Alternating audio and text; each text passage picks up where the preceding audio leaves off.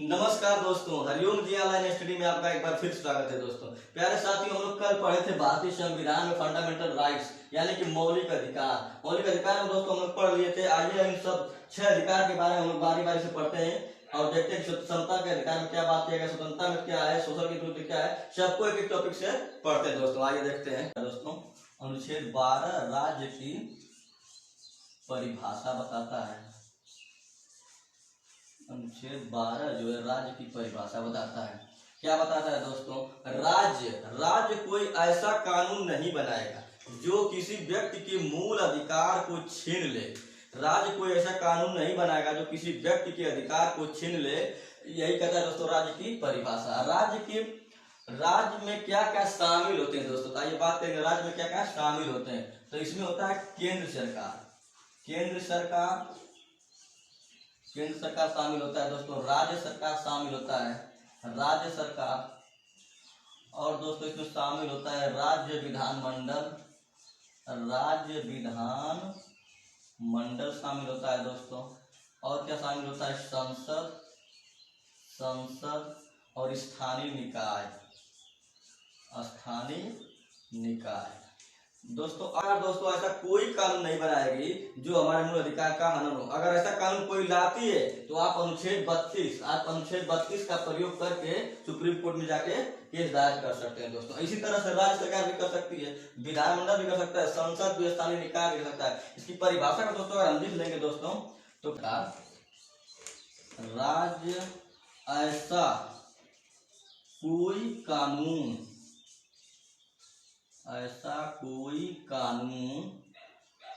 कोई कानून नहीं बनाएगी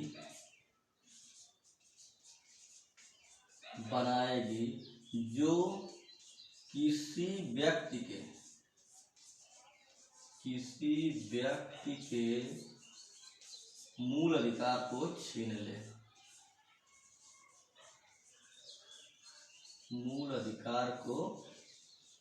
ले। ठीक है दोस्तों। अब दोस्त इसके बाद हम लोग बात करेंगे अनुच्छेद 13 में। आइए देखते हैं। आइए दोस्तों अनुच्छेद 13 की बात करेंगे। अनुच्छेद 13 की मूल अधिकार का संरक्षण। मूल अधिकार का क्या है? यह संरक्षण। मूल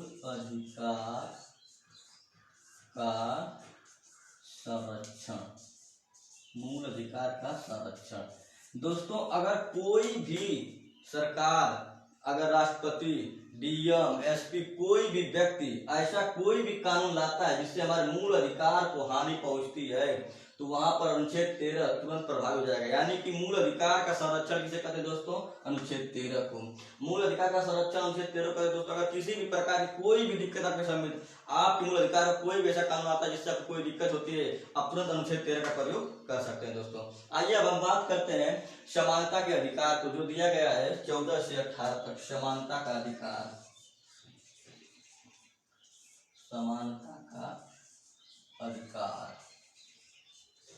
दोस्तों दिया गया है 14 से 18 तक। इसमें हम लोग पढ़ेंगे अनुच्छेद 14 को। अनुच्छेद 14 इसमें 2 बातें कही गई दोस्तों। अनुच्छेद 14 में 2 बातें कही गई है। एक कहा गया कानून के समक्ष समानता। कानून के समक्ष समानता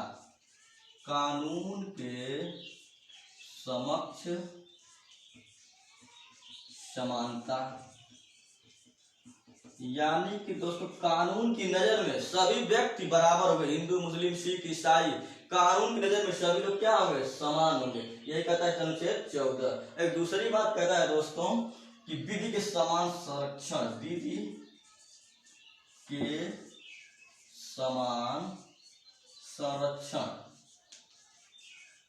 के समान संरक्षण की बात करता है दोस्तों।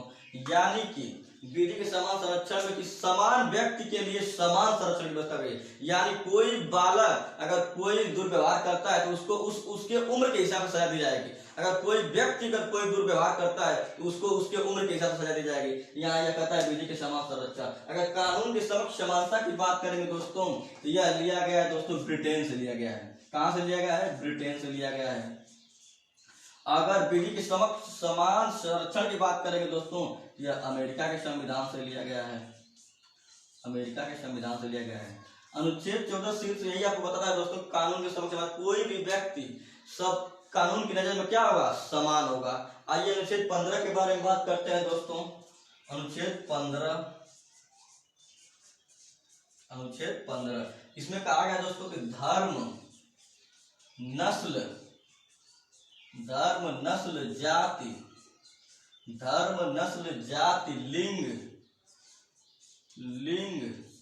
और जन्म स्थान के आधार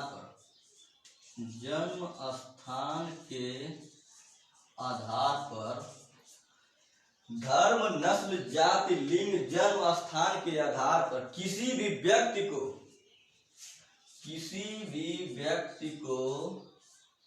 भी व्यक्ति के साथ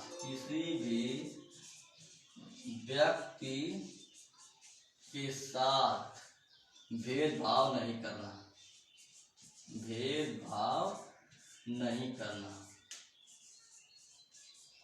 अनुच्छेद 15 क्या कहता है दोस्तों कि राज्य धर्म, नस्ल, जाति, लिंग, जन्म स्थान के आधार पर किसी भी व्यक्ति के साथ भेदभाव नहीं करेगा। अगर किसी भी व्यक्ति के साथ अगर भेदभाव होता है तो आप अनुच्छेद 32 के तहत सुप्रीम कोर्ट में अपना केस दायर कर सकते हैं। इन 5 तरह से आप किसी भी व्यक्ति को उसके भेदभाव नहीं कर सकते। इनके अलावा आप भेदभाव कर सकते हैं, जैसे गरीबी के संबंध में सरकार भेदभाव करती है, जैसे गरीबों को राशन देती है, गरीबों क्या देती है, राशन देती है, आवास देती है, कुछ मुफ्त स्वास्थ्य की भी व्यवस्था की गई है, मुफ्त शिक्षा की भी व्यवस्था की गई है। और बच्चों के साथ भी भेदभाव होता है दोस्तों, जैसे कि उनको शिक्षा फ्री दी जाती है दोस्तों। इसी 15 में कहा गया है धर्म, नस्ल, जाति, लिंग, जन्म स्थान के आधार पर किसी भी व्यक्ति के साथ भेदभाव नहीं किया जाएगा। आइए बात करते हैं 16 में दोस्तों। आइए दोस्तों हम बात करेंगे अनुच्छेद 16 के बारे में। अनुच्छेद 16 कहता है कि लोक नियोजन के संबंध में समता या समानता, लोक नियोजन के संबंध में समानता। लोक नियोजन के संबंध में समानता दोस्तों, अनुच्छेद 16 कहता है कि लोक नियोजन के संबंध में समानता, यानी कि सरकारी नौकरियों में अगर दोस्तों कोई भी फॉर्म आता है तो वह सबके लिए बराबर था। यह नहीं कि हिंदू के लिए, या मुस्लिम के लिए, या सिख के लिए, या ईसाई के लिए। अगर एक भी पोस्ट आती है दोस्तों तो सभी के लिए बराबर आती है। अपवाद में दोस्तों आता है SC और ST। अपवाद में आता है SC और ST। इसमें दोस्तों कुछ आरक्षण के प्रावधान है। आरक्षण का प्रावधान दिया गया दोस्तों SC और ST को। आरक्षण का मतलब ये होता है दोस्तों कि जिस व्यक्ति को सदियों से सताया जा रहा है, दबाया गया हो, इसलिए सरकार उनको कुछ आरक्षण के तौर पर उनको ऊपर उठाने के लिए कुछ छूट देती है दोस्तों। यही क्या है, आरक्षण। लोक नियोजन के संबंध में समानता अनुच्छेद 16 की बात करता है। अनुच्छेद 17 क्या कहता है दोस्तों? अनुच्छेद 17 इसमें कहा गया है दोस्तों अस्पृश्यता का अंत। अस्पृश्यता का यानी कि छुआछूत। आप किसी भी व्यक्ति के साथ छुआछूत नहीं कर सकते हैं, भेदभाव नहीं कर सकते हैं। चाहे कोई किसी भी धर्म का व्यक्ति हो, किसी भी कास्ट का व्यक्ति हो, आप किसी भी व्यक्ति के साथ छुआछूत नहीं करेंगे। अनुच्छेद कहा गया है दोस्तों अस्पृश्यता का अंत कहा गया है दोस्तों। इसमें आप किसी भी व्यक्ति के साथ कोई भी अनटचेबिलिटी का काम नहीं करेंगे। अगर अन्यथा इस तरह का काम करेंगे तो आप अनुच्छेद 32 के तहत सुप्रीम कोर्ट में केस दायर कर सकते हैं और उसको कार्यवाही भी होगी। अनुच्छेद 18 की बात करते हैं दोस्तों। अनुच्छेद 18 में क्या कहा गया है? इसमें बात किया गया दोस्तों उपाधियों का अंत। उपाधियों का अंत की बात करता है दोस्तों अनुच्छेद 18। सेना या विद्या से संबंधित उपाधियों का अंत। उपाधियों का अंत अनुच्छेद 18। सेना या विद्या से संबंधित आपको सिर्फ जो है दोस्तों उपाधि प्राप्त कर सकते हैं, अन्यथा किसी भी उपाधि को आप प्राप्त नहीं कर सकते हैं। और जितने भी मेडल देते हैं दोस्तों भारत सरकार संबंधित आपको किसके अंतर्गत देते हैं? अनुच्छेद 18 के तहत देते हैं। इसमें कहा गया आप किसी भी विदेशी की उपाधि धारण नहीं कर सकते हैं। किसी भी विदेश से आपको कोई भी उपाधि मिले उसको धारण नहीं कर सकते, यानी कि भारत उस पर रोक लगा दिया दोस्तों। इसी के साथ दोस्तों आपको हम बताएंगे नेक्स्ट वीडियो में स्वतंत्रता का अधिकार के बारे में। और हमारे चैनल को सब्सक्राइब कीजिए, लाइक कीजिए, फॉलो कीजिए। थैंक यू दोस्तों।